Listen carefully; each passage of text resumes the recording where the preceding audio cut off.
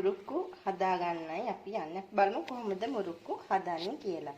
ඉන්දියාපු පිටි කප් එකකට කඩල පිටි මිස හැඳි දෙකක් එකතු කරනවා.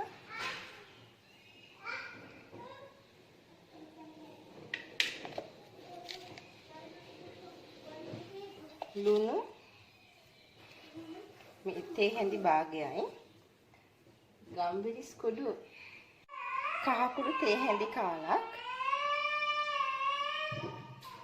මිරිස් කුඩු තේ හැඳි භාගයක් දාලා මේක අපි කලවම් කරනවා.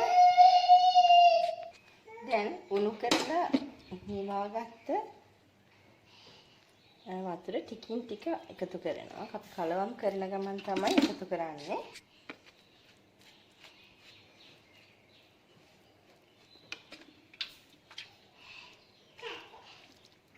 අවශ්‍ය පදම වෙනකන් ටික ටික දාලා කලවම් කරනවා. දැන් මේ පදම වෙනකන් වතුර දාලා හොඳට කලවම් කරගන්නවා.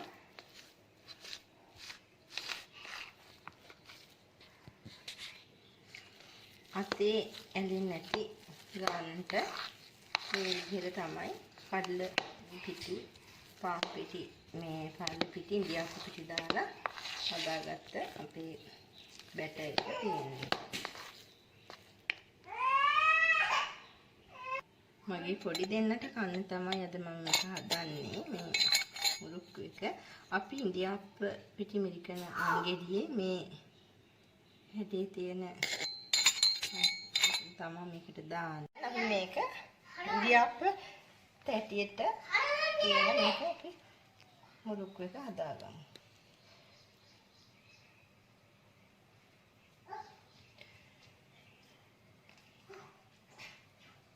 බලන්න හොඳට එනවා එක. අපිට කැමති විදියට හදන්න පුළුවන්. දැන් අපි මේක දාලා බලමු තෙල් එකට රත් වෙන්න. දැන් රත් වුණ තෙල් එකට මේ විදිහට දානවා.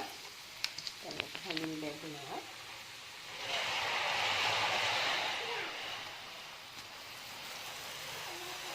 දැන් මේක මේ විදිහට බැදෙනවා.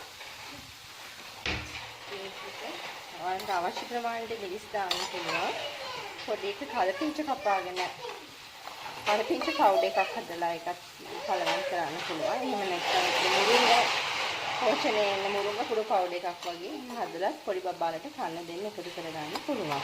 ඉතින් මේක හොඳට මේ විදිහට බැදලා දැන් අපි මේ බැටර් එක දාමු ඉන්දියාප්ප වංගෙඩියට දාලා.